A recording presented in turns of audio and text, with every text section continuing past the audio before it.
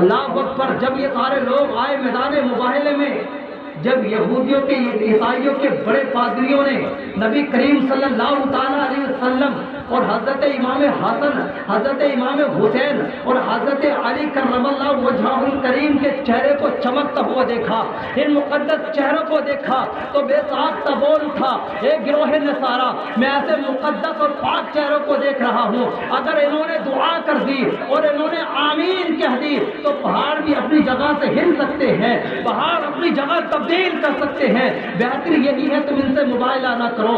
اگر تم نے ان سے مباہلہ کیا تو تم برباد ہو جاؤ گے، تم تباہ و برباد ہو جاؤ گے، تمہارا نام و نشان تک مٹ جائے گا.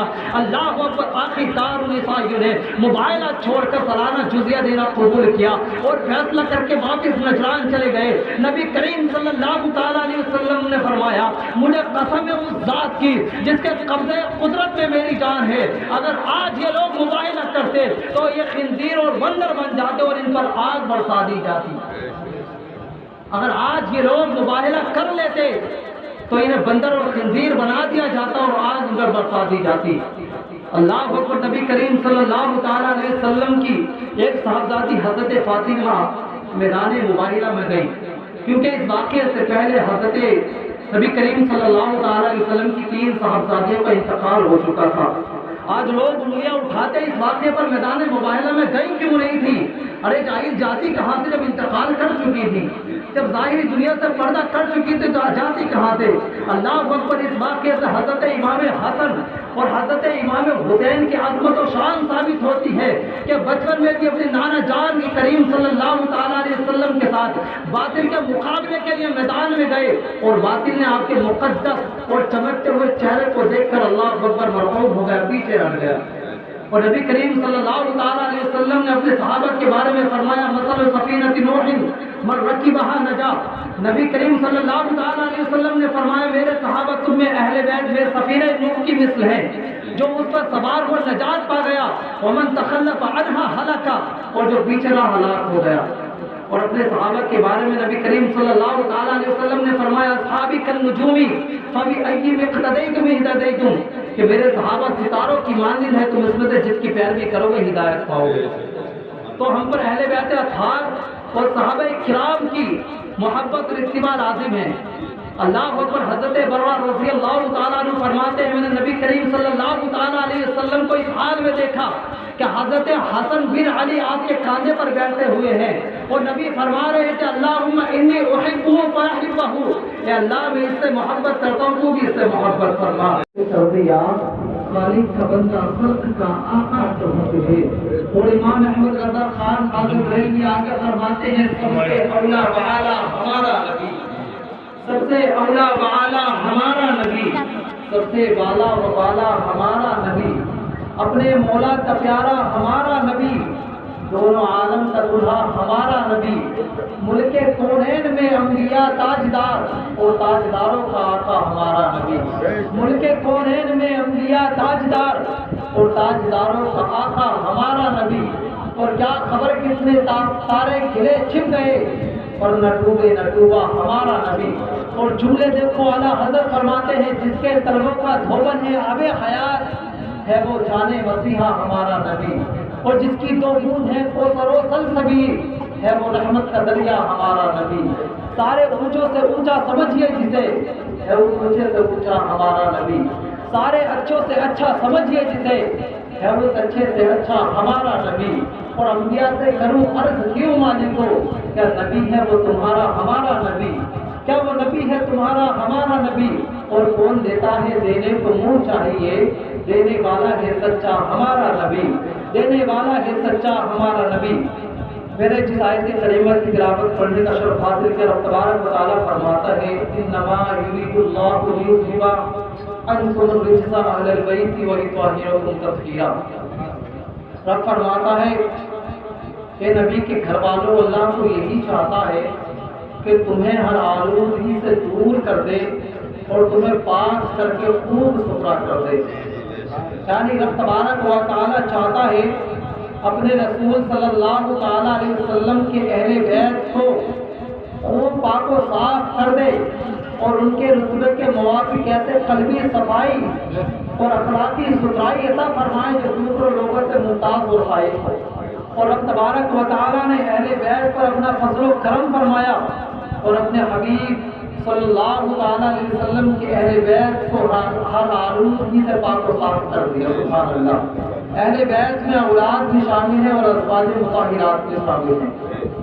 10 ہجری نجران کے عیسائیوں کی ایک جماعت نبی کریم صلی اللہ تعالیٰ علیہ وسلم کی خدمت اقدس میں مدینہ منورہ حاضر ہوتی ہے، جس میں ان کے مذہبی پیشوا پادری بھی موجود تھے، جنہوں نے بڑے بڑے عمدہ لباس پہنے ہوئے تھے، جنہوں نے ہاتھوں میں سونے کی انگوٹھیاں پہنی ہوئی تھی۔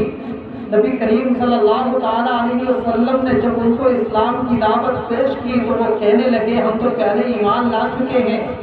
نبی کریم صلی اللہ تعالیٰ علیہ وسلم نے فرمایا تم جھوٹ بول رہے ہو، تمہارا عقیدہ ہے کہ حضرت عیسیٰ علیہ السلام رب تبارک و تعالیٰ کے بیٹے ہیں اور تم خنزیر بھی کھاتے ہو۔ تو وہ عیسائی کہتے ہیں کہ تم نے کوئی ایسا بندہ دیکھا ہے جو بغیر باپ کے پیدا ہوا ہو؟ کہ ہم حضرت عیسیٰ علیہ السلام کو خدا کا بیٹا اس لیے مانتے ہیں کہ وہ بغیر باپ کے پیدا ہوئے ہیں۔ نبی کریم صلی اللہ تعالیٰ علیہ وسلم نے فرمایا تمہاری یہ دلیل غلط ہے، اگر تمہاری یہی دلیل خدا کا بیٹا ہونے کی ہے تو پھر تم حضرت آدم علیہ السلام کو خدا کا بیٹا کیوں نہیں مانتے؟ ان کا بھی باپ نہیں تھا بلکہ حضرت آدم کی تو ماں بھی نہیں تھی۔ نبی کریم صلی اللہ تعالیٰ علیہ وسلم نے قرآن مقدس کی آیات پڑھ کر ان کو سمجھایا کہ رب تبارک و تعالیٰ پاک ہے، اس کو اولاد کی کوئی حاجت نہیں ہے۔ جب وہ واضح اور روشن دلائل کے باوجود نہیں مانے اور اپنے باطل عقیدے پر اڑے رہے تو رب تبارک و تعالیٰ نے فرمایا اے محبوب ان سے مباہلہ کرو، اے محبوب ان سے مباہلہ کرو۔ اور مباہلے میں جو فریقین ہوتے ہیں آمنے سامنے والے وہ دعا کرتے ہیں کہ اگر ہم جھوٹے ہیں تو ہم پر خدا کی لعنت اور ہم پر عذاب آئے، اگر تم جھوٹے ہو تو تم پر خدا کی لعنت اور تم پر خدا کا عذاب آئے۔ رب تبارک و تعالیٰ نے قرآن مقدس میں فرما دیا اے محبوب فقل تعالوا ندعو ابناءنا وابناءکم، اے محبوب فرما دیجئے ہم اپنے بیٹوں کو لاتے ہیں تم اپنے بیٹوں کو لائے، ونساءنا ونساءکم، اور ہم اپنی بیویوں کو لاتے ہیں تم اپنی بیویوں کو لاؤ، وانفسنا وانفسکم، اور ہم خود آتے ہیں تم خود آؤ، ثم نبتہل، پھر مباہلہ کرتے ہیں، فنجعل لعنت اللہ علی الکاذبین، اور جھوٹوں پر اللہ کی لعنت بھیجتے ہیں۔ اے محبوب ان سے فرما دیجئے کہ ہم اپنی اولاد کو لاتے ہیں تم اپنی اولاد کو لاؤ، ہم اپنی بیویوں کو لاتے ہیں تم اپنی بیویوں کو لاؤ، اور ہم خود آتے ہیں تم خود آؤ، اور پھر مباہلہ کرتے ہیں، اور جو جھوٹے ہیں ان پر خدا کی لعنت بھیجتے ہیں۔ جب نبی کریم صلی اللہ تعالیٰ علیہ وسلم نے ان عیسائیوں کو مباہلے کی دعوت پیش کی تو وہ کہنے لگے ہمیں کل تک کا مشورے کے لیے مہلت دیں، ہم کل آپ کو جواب دیں گے۔ اس پر مشورہ کرنے کے لیے عیسائیوں نے ایک مجلس مشاورت منعقد کی جس میں بڑے بڑے پادریوں کو جمع کیا گیا۔ جو بڑے بڑے پادری تھے انہوں نے کہا ایک گروہ نصارا تم یقیناً سمجھتے ہو جانتے ہو کہ محمد صلی اللہ تعالیٰ علیہ وسلم نبی مرسل ہیں اور حضرت عیسیٰ کے متعلق جو انہوں نے باتیں کہی ہیں وہ فیصلہ کن ہے، اور تم لوگ یقیناً جانتے ہو کہ رب تبارک و تعالیٰ نے اولاد اسماعیل علیہ السلام کے اندر نبی بھیجنے کا وعدہ کیا تھا، کچھ بعید نہیں ہے وہی نبی ہو، بہتر یہی ہے کہ ہم ان سے فیصلہ کر لیں۔ یہ طے کر کر کے وہ عیسائی اللہ اکبر نبی کریم صلی اللہ تعالیٰ علیہ وسلم کی بارگاہ میں دوسرے دن صبح کو پہنچتے ہیں تو کیا دیکھتے ہیں نبی کریم صلی اللہ تعالیٰ علیہ وسلم میدان مباہلے کے لیے نبی کو بالکل تیار پاتے ہیں، اور نبی کریم صلی اللہ تعالیٰ علیہ وسلم میدان مباہلہ میں اس شان سے تشریف لا رہے تھے کہ حضرت امام حسین آپ کی گود میں تھے اور حضرت امام حسن آپ کی انگلی پکڑ کر ساتھ ساتھ چل رہے تھے، اور خاتون جنت حضرت فاطمہ اور حضرت علی کرم اللہ وجہہ الکریم آپ کے پیچھے پیچھے چل رہے تھے۔ نبی ان سے فرما رہے تھے میں جب بھی دعا کروں تم کو آمین کہنا ہے۔ رب تبارک و تعالیٰ کی بارگاہ میں عرض کی نبی نے اللہم ہؤلاء اہل بیتی، اے اللہ یہ میرے اہل بیت ہے۔ مفسرین کرام یہی روایت کرتے ہیں کہ اس موقع پر نبی کریم صلی اللہ تعالیٰ علیہ وسلم کے ساتھ حضرت ابو بکر صدیق، حضرت عمر فاروق اعظم، حضرت عثمان غنی بھی تھے۔ اللہ اکبر، جب یہ سارے لوگ آئے میدان مباہلے میں جب یہودیوں کے عیسائیوں کے بڑے پادریوں نے نبی کریم صلی اللہ تعالیٰ علیہ وسلم اور حضرت امام حسن، حضرت امام حسین اور حضرت علی کرم اللہ وجہہ الکریم کے چہرے کو چمکتا ہوا دیکھا، ان مقدس چہروں کو دیکھا تو بے ساختہ بول اٹھا، ایک گروہ نصارہ، میں ایسے مقدس اور پاک چہروں کو دیکھ رہا ہوں، اگر انہوں نے دعا کر دی اور انہوں نے آمین کہہ دی تو پہاڑ بھی اپنی جگہ سے ہل سکتے ہیں، پہاڑ اپنی جگہ تبدیل کر سکتے ہیں، بہتر یہی ہے تم ان سے مباہلہ نہ کرو، اگر تم نے ان سے مباہلہ کیا تو تم برباد ہو جاؤ گے، تم تباہ و برباد ہو جاؤ گے، تمہارا نام و نشان تک مٹ جائے گا۔ اللہ اکبر، آخر کار عیسائیوں نے مباہلہ چھوڑ کر سالانہ جزیہ دینا قبول کیا اور فیصلہ کر کے واپس نجران چلے گئے۔ نبی کریم صلی اللہ تعالیٰ علیہ وسلم نے فرمایا، مجھے قسم ہے اس ذات کی جس کے قبضے قدرت میں میری جان ہے، اگر آج یہ لوگ مباہلہ کرتے تو یہ خنزیر اور بندر بن جاتے اور ان پر آگ برسا دی جاتی۔ اگر آج یہ لوگ مباہلہ کر لیتے تو انہیں بندر اور خنزیر بنا دیا جاتا اور آگ ان پر برسا دی جاتی۔ اللہ اکبر، نبی کریم صلی اللہ تعالیٰ علیہ وسلم کی ایک صاحبزادی حضرت فاطمہ میدان مباہلہ میں گئی، کیونکہ اس واقعے سے پہلے حضرت نبی کریم صلی اللہ تعالیٰ علیہ وسلم کی 3 صاحبزادیوں کا انتقال ہو چکا تھا۔ آج لوگ انگلیاں اٹھاتے اس واقعے پر میدان مباہلہ میں گئی کیوں نہیں تھی؟ ارے جاہل جاتی کہاں سے جب انتقال کر چکی تھی، جب ظاہری دنیا سے پردہ کر چکی تھی تو جاتی کہاں تھے؟ اللہ اکبر، اس واقعے سے حضرت امام حسن اور حضرت امام حسین کی عظمت و شان ثابت ہوتی ہے کہ بچپن میں بھی اپنے نانا جان کی کریم صلی اللہ تعالیٰ علیہ وسلم کے ساتھ باطل کے مقابلے کے لیے میدان میں گئے اور باطل نے آپ کے مقدس اور چمکتے ہوئے چہرے کو دیکھ کر اللہ اکبر مرعوب ہو گیا، پیچھے ہٹ گیا۔ اور نبی کریم صلی اللہ تعالیٰ علیہ وسلم نے اپنے صحابہ کے بارے میں فرمایا، مثل سفینۃ نوح من رکبھا نجا۔ نبی کریم صلی اللہ تعالیٰ علیہ وسلم نے فرمایا، میرے صحابہ تم میں اہل بیت میرے سفینہ نوح کی مثل ہے، جو اس پر سوار ہو نجات پا گیا، ومن تخلف عنہا ہلک، اور جو پیچھے رہا ہلاک ہو گیا۔ اور اپنے صحابہ کے بارے میں نبی کریم صلی اللہ تعالیٰ علیہ وسلم نے فرمایا، اصحابی کالنجوم فبأیہم اقتدیتم اہتدیتم، کہ میرے صحابہ ستاروں کی مانند ہے، تم اس میں سے جس کی پیروی کرو گے ہدایت پاؤ گے۔ تو ہم پر اہل بیت اطہار اور صحابہ کرام کی محبت اور اتباع لازم ہے۔ اللہ اکبر، حضرت برہ رضی اللہ تعالیٰ عنہ فرماتے ہیں، میں نے نبی کریم صلی اللہ تعالیٰ علیہ وسلم کو اس حال میں دیکھا کہ حضرت حسن بن علی آپ کے کاندھے پر بیٹھے ہوئے ہیں اور نبی فرما رہے ہیں کہ اللہم انی احبہ فاحبہ، اے اللہ میں اس سے محبت کرتا ہوں، تو بھی اس سے محبت فرما۔ حضرت ابو بکر صدیق سے روایت ہے، حضرت ابو بکر صدیق نے فرمایا، میں نے نبی کریم صلی اللہ تعالیٰ علیہ وسلم کو منبر پر اس حال میں دیکھا کہ حضرت حسن آپ کے پہلو میں بیٹھے ہوئے ہیں، کبھی آپ لوگوں کی طرف کو متوجہ ہوتے، کبھی حضرت حسن کی جانب کو متوجہ ہوتے، اور نبی کریم صلی اللہ تعالیٰ علیہ وسلم نے فرمایا، میرا یہ بیٹا سردار ہے اور رب تبارک و تعالیٰ اس کے ذریعے مسلمانوں کی 2 بڑی جماعتوں میں صلح کروائے گا۔ حضرت علی کرم اللہ وجہہ الکریم کے وصال کے بعد حضرت امام حسن اللہ اکبر جیسے آپ سرداری پر بیٹھے تو آپ نے خلافت کو 6 مہینے تک سر انجام دیا، پھر مسلمانوں کے اتحاد اور اتفاق کی خاطر خلافت سے دستبردار ہو گئے اور حضرت امیر معاویہ اور آپ کے لشکروں کے درمیان صلح ہو گئی۔ نبی کریم صلی اللہ تعالیٰ علیہ وسلم کے فرمان عالی شان کا اسی طرح کو اشارہ ہے۔ نبی کریم صلی اللہ تعالیٰ علیہ وسلم نے فرمایا، الحسن والحسین سید اشباب اہل الجنہ، حسن اور حسین یہ دونوں جنت کے جنتی نوجوانوں کے سردار، حسن اور حسین یہ جنتی جوانوں کے سردار ہیں۔ اور حضرت اسامہ بن زید فرماتے ہیں کہ میں نبی کریم صلی اللہ تعالیٰ علیہ وسلم کی بارگاہ میں ایک رات میں حاضر ہوا، میں نے نبی کریم صلی اللہ تعالیٰ علیہ وسلم کو دیکھا کہ نبی کریم صلی اللہ تعالیٰ علیہ وسلم حسنین کریمین کو اٹھائے تشریف لا رہے ہیں اور کیا فرما رہے ہیں، یہ دونوں میرے بیٹے ہیں اور میری بیٹی کے بیٹے ہیں۔ اور نبی نے آگے فرمایا، اللہم انی احبہما فاحبہما واحبہما، اے اللہ میں ان دونوں سے محبت کرتا ہوں، تو بھی ان دونوں سے محبت فرما، جو ان دونوں سے محبت کرے تو ان سے بھی محبت فرما۔ اور حضرت علی کرم اللہ وجہہ الکریم سے روایت ہے، اللہ اکبر، نبی کریم صلی اللہ تعالیٰ علیہ وسلم نے حضرت امام حسن اور حضرت امام حسین کے ہاتھ کو پکڑا اور فرمایا من احبنی و احب ہذین و اباہما و امہما کان معی فی درجتی یوم القیامہ۔ آقا فرماتے ہیں جس نے مجھ سے اور ان دونوں شہزادوں سے اور ان کے ماں باپ سے، یعنی جس نے حضرت فاطمہ سے اور حضرت علی سے محبت کی، وہ قیامت کے دن میرے ساتھ میرے درجے میں ہوگا۔ نبی کریم صلی اللہ تعالی علیہ وسلم نے فرما دیا کہ جو مجھ سے محبت کرے گا اور ان دونوں شہزادوں سے محبت کرے گا اور ان کے والدین سے محبت کرے گا، یعنی فاطمہ اور علی سے محبت کرے گا، وہ قیامت کے دن میرے ساتھ میرے درجے میں ہوگا۔ اور نبی کریم صلی اللہ تعالی علیہ وسلم نے فرمایا ان الحسن والحسین ہما سید اشراف اہل الجنہ۔ اللہ اکبر، نبی کریم صلی اللہ تعالی علیہ وسلم نے فرمایا الحسن حسین یہ دونوں جنتی جوانوں کے سردار ہیں۔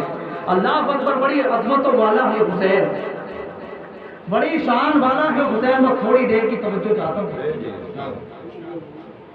بڑی عظمتوں والا ہے حسین، بڑی شان والا ہے حسین۔ آج تک تاریخ میں ایسا نواسا نظر نہیں آتا، آج تک تاریخ میں ایسا شہید نظر نہیں آتا۔ کتنا عظمتوں کا مالک ہے حسین، غور کرنا، کتنا عظمتوں کا مالک ہے۔ اللہ اکبر، مسجد نبوی ہے، صحابہ کی انجمن سجی ہے۔ ایک صحابی کھڑے ہو کر کے کہتے ہیں آقا ایک بچے کی شکایت لایا ہوں، غور کرنا، کہتے ہیں آقا ایک بچے کی شکایت لایا ہوں۔ آقا نے فرمایا بتاؤ شکایت کیا ہے؟ کہتے ہیں آقا یہ آپ کے گود میں آپ کا نواسا بیٹھا ہے۔ کہا ہاں بیٹھا ہے۔ کہا اس کا نام حسین ہے؟ آقا فرماتے ہاں اس کا نام حسین ہے۔ صحابی کہتے ہیں آقا مدینے میں ایک ایسا بچہ بھی ہے، جب آپ کا نواسا حسین مدینے کی گلیوں میں چلتا ہے تو بچہ حسین کے پیچھے پیچھے چلتا ہے اور پیچھے پیچھے چل کے حسین کے نشانے قدم جہاں بنتے ہیں وہاں کی مٹی کو اٹھاتا ہے، اٹھا کر کے چومتا ہے، چوم کے آنکھوں سے لگاتا ہے اور آنکھوں سے لگانے کے بعد سر پہ ڈالتا ہے۔ حضور وہ بچہ اس طرح کی حرکتیں کرتا ہے۔ آقا نے فرمایا نام کیا ہے اس بچے کا؟ صحابی عرض کرتے آقا اس بچے کا نام حبیب ابن مظاہر ہے۔ آقا فرماتے بلاؤ اس بچے کو۔ جیسے ہی سرکار کے صحابی اس بچے کو بلانے کے لیے جاتے ہیں، وہ عظمتوں والا آقا کا صحابی، وہ حسین کا چہیتا نوکر دسترخوان پہ بیٹھ کر کے کھانا کھا رہا تھا۔ جیسے ہی دروازے پر دستک ہوتی ہے اندر سے آواز آتی ہے من دکل باب، کون ہے دروازہ کس نے بجایا ہے؟ اللہ اکبر، صحابی کہتے ہیں آپ کے بیٹے کو سرکار نے بلایا ہے۔ کہا ماں نے کس لیے بلایا ہے؟ کہا آپ کے بیٹے کی شکایت کی گئی ہے۔ اللہ اکبر، جیسے اتنی بات بچوں کے کان میں آتی ہے اللہ اکبر آنکھوں سے آنسو جاری ہو جاتے ہیں، ہاتھ کا لقمہ چھوڑ جاتا ہے، سوچنے لگتا ہے جب بھی جایا کرتے تھے نبی کی بارگاہ میں تو ہم کی درد کی دوا لینے کے لیے جایا کرتے تھے، آج تک نبی کی بارگاہ میں جب جایا کرتے تھے تو تکلیف کی داستان بتانے کے لیے جایا کرتے تھے، آج مالک ہوگا کیا؟ آج اس محبوب کی بارگاہ میں مجرم بنا کر کے بلایا جا رہا ہوں۔ بچہ سوچتا جا رہا ہے، روتا جا رہا ہے، سوچتا جا رہا ہے، روتا جا رہا ہے۔ بلانے والے نے کہا تھا او بچے جلدی چلو، اللہ اکبر، بچے نے لقمہ چھوڑ دیا، ننگے پیر دوڑا۔ اللہ اکبر، عالم یہ ہے بلانے والا پیچھے جا رہا ہے، جانے والا آگے جا رہا ہے۔ بلانے والے نے کہا تھا او بچے ذرا صبر سے چل، تیری شکایت کی گئی ہے، تیری رفتار میں اتنی تیزی کہاں سے آ گئی ہے؟ مجرم کے تو قدم اٹھتے تک رہی ہے۔ اللہ اکبر، بچے نے آنکھوں میں آنسو لے کر کے کہا تھا مجرم چاہے کسی کا بھی ہو لیکن عاشق مدینے والے کا ہو۔ آقا نے بلایا ہے کہیں تاخیر نہ ہو جائے، سزائے موت بھی ملے گی تو مسکرا کر قبول کر لوں گا۔ عبداللہ کے بیٹے نے بلایا ہے، یہ کہہ کر کے بچے نے دوڑ لگائی، دوڑ لگا کر کے مسجد نبوی کے دروازے پر آ گیا۔ جیسے ہی مسجد نبوی کے چوکھٹ پر آیا آقا نے فرمایا کہ یہی ہے وہ بچہ۔ صحابہ نے پلٹ کر دیکھا حبیب ابن مظاہر کی طرف، کہا ہاں سرکار یہی وہ بچہ ہے۔ آقا نے اشارہ فرمایا، اللہ اکبر، بچہ گردن جھکا کر کے بڑے ننھے قدموں سے ایسے آیا جیسے ایک مجرم کسی آقا کی بارگاہ میں آیا کرتا ہے۔ اللہ اکبر، آقا فرماتے ہیں او بیٹا تمہاری شکایت کی گئی ہے۔ بچہ رو کر کے عرض کرتا ہے آقا میری جان کے مالک بھی آپ ہیں، میرے خاندان کے مالک بھی آپ ہیں۔ آقا غلاموں سے پوچھا نہیں کرتے ہیں، جو سزا ہو فرمائیے مسکرا کر کے قبول کر لوں گا۔ آقا فرماتے ہو بیٹا ذرا جرم تو سن لے۔ اللہ اکبر، بچے نے کہا تھا آقا آپ سے سننے کی ضرورت کیا ہے، بلکہ آپ کی شان کا عالم تو یہ ہے کہ اب ما ينطق عن الهوى ان هو الا وحی یوحی. اے مصطفیٰ کبھی آپ اپنی مرضی سے بولا ہی نہیں کرتے ہو، جب بھی بولتے ہو زبان آپ کی ہوتی ہے فرمان خدا کا ہوا کرتا ہے. اے مصطفیٰ کبھی آپ اپنی مرضی سے بولا ہی نہیں کرتے ہو، جب بھی بولتے ہو فرمان خدا کا ہوا کرتا ہے، زبان آپ کی ہوا کرتی ہے. آقا فرمائیے حکم کیا ہے؟ اللہ اکبر. آقا کریم کی بارگاہ میں حبیب ابن مظاہر مجرم بن کے کھڑے ہیں. اللہ اکبر. آقا کریم نے اپنے شہید نواز آقا حسین کو کھڑا کیا. سرکار کی کروٹ میں 6 سال کا حسین کھڑا ہے اور سامنے 14 سال کا حبیب ابن مظاہر مجرم بن کے کھڑا ہے. اللہ اکبر. آقا فرماتے حبیب ابن مظاہر کہا جی یا رسول اللہ. کہا اس بچے کو پہچانتے ہو؟ کہا ہاں آقا پہچانتا ہوں. کہا اس کا نام حسین ہے؟ کہا ہاں اس کا نام حسین ہے. کہا اور کیا جانتے ہو اس بچے کے بارے میں؟ حبیب ابن مظاہر کہتے آقا یہ آپ کا نواسا ہے. کہا ہاں یہ میرا نواسا ہے. کہا علی کا شہزادہ ہے؟ کہا ہاں علی کا شہزادہ ہے. یہ فاطمہ کے جگر کا ٹکڑا ہے؟ کہا ہاں فاطمہ کے جگر کا ٹکڑا ہے. آقا فرماتے ہیں حبیب اتنا اور بتا دے کیا جب حسین مدینے کی گلیوں میں چلتے ہیں تو تم پیچھے پیچھے چلتے ہو؟ کہا ہاں آقا پیچھے پیچھے چلتا ہوں. کہا بتاؤ تو صحیح کہ نشان قدم بھی بنتے؟ کہا ہاں آقا نشان قدم بھی بنتے ہیں. کہا کیا پھر تم خاک اٹھاتے ہو؟ کہا ہاں آقا خاک اٹھاتا ہوں. کہا پھر تم چوم لیا کرتے ہو؟ کہا ہاں آقا میں چوم لیا کرتا ہوں. کہا تم آنکھوں سے بھی لگاتے ہو؟ کہا ہاں آقا آنکھوں سے بھی لگاتا ہوں. آقا فرماتے ہیں کیا تم سر پہ ڈال لیتے ہو؟ کہا ہاں آقا سر پہ ڈالتا ہوں. آقا فرماتے بس تیرا یہی جرم ہے. حبیب اتنا اور بتا دے یہ تو سارا کچھ کس لیے کرتا ہے؟ حبیب ابن مظاہر کا جواب سنو. حبیب ابن مظاہر کہتے ہیں اے مصطفیٰ سارا مدینہ تیرے حسین سے پیار کرتا ہے، لیکن حبیب ابن مظاہر تیرا حسین سے پیار نہیں کرتا بلکہ تیرا حسین سے عشق کیا کرتا ہے. اور میں نے آپ کو فرماتے سنا ہے جو حسین سے عشق کرے گا وہ یہاں بھی کامیاب ہو جائے گا اور آخرت میں بھی کامیاب ہو جائے گا. سارا مدینہ حسین سے پیار کرتا ہے لیکن حبیب ابن مظاہر پیار نہیں کرتا، عشق کیا کرتا ہے. اور میں نے آپ کو فرماتے سنا ہے کہ جو حسین سے عشق کرے گا وہ یہاں بھی کامیاب ہو جائے گا اور آخرت میں بھی کامیاب ہو جائے گا. آقا نے فرمایا سزا دیں. آقا نے فرمایا سزا دیں. عشق حسین کی سزا سن لو. کیا سزا ہے عشق حسین کی؟ اللہ اکبر. آقا نے فرمایا حبیب ابن مظاہر کہا جی آقا. کہا سزا دے؟ کہا جی آقا دے دیجیے. اللہ اکبر. گردن جھک گئی حبیب ابن مظاہر کی، کچھ بول نہیں سکتے تھے. ان کی شان کا عالم تو یہ ہے ان کے آگے یوں ہے دبے لچے. اس عرب کے بڑے بڑے کوئی جانے منہ میں زبا نہیں بلکہ جس میں جان نہیں. اس بارگاہ میں حبیب ابن مظاہر مجرم بن کے کھڑے ہیں جہاں جبرائیل بھی گردن جھکا کر کے کھڑے ہوتے ہیں. کچھ ہمت نہیں تھی کچھ کہہ پاتے. اللہ اکبر. آقا کریم اٹھ کر کے کھڑے ہو گئے. کہتے حبیب ابن مظاہر کہا جی آقا. ڈالو سزا سن لیجئے. حبیب ابن مظاہر کی گردن جھک گئی. آقا کریم فرماتے ہیں حبیب ابن مظاہر ذرا سر کو اٹھا دے. اللہ اکبر. حبیب ابن مظاہر نے سر کو اٹھایا ہے اور جیسے ہی سر اٹھایا ہے مصطفیٰ نے بازو کو پھیلا دیا. آقا کریم نے بازو کو پھیلایا اور فرمایا حبیب ابن مظاہر اللہ اکبر تو میرا حسین کے قدموں کی خاک اپنے سر پہ رکھتا ہے، تو میرا حسین کے قدموں کی خاک کو چومتا ہے. تو سن میں وہ پیغمبر ہوں جس کے طلبوں کو چومنے کے لیے عرش کہتا ہے اللہ مصطفیٰ کے طلبوں کا بوسہ دلا دے. اگر انبیاء کی معراج بیت المقدس میں ہوئی ہے، اگر جبرائیل کی معراج ہانی کی چوکٹ پہ ہوئی ہے، عرش کہتا ہے اللہ اور محبوب کے طلبے چمبا دے میری معراج ہو جائے گی. وہ پیغمبر کہتا ہے اے حبیب ابن مظاہر اللہ اکبر. جبرائیل نے طلبے چومے اس کی معراج ہوئی ہے. عرش میں گیا عرش نے طلبے چومے تب اس کی معراج ہوئی ہے. اب انبیاء نے پیچھے نمازیں پڑھی تب اس کی نماز معراج ہوئی ہے. اے حبیب ابن مظاہر تیری معراج یہ ہے تو میرا حسین کے قدموں کی خاک کو چومتا ہے، تو میرا حسین کے قدموں کی خاک کو سر پہ ڈالتا ہے. تو تیری معراج یہ ہے. اور مصطفیٰ کے سینے سے لگ جا، اور میرے سینے سے لگ جا. آقا نے سینے سے لگایا اور سینے کے لگانے کے بعد آقا ہاتھ اٹھا دیتے ہیں رب کی بارگاہ میں اور کہتے ہیں اللہ تو گواہ ہو جا یہ حسین سے پیار کرتا ہے، میں اس سے پیار کرتا ہوں اور قیامت تک تو بھی ان دونوں کو جدا نہیں کرنا. میں حسین سے پیار کرتا ہوں کہ حسین سے پیار کرتا ہے. اے اللہ تو قیامت تک ان دونوں کو جدا نہیں کرنا.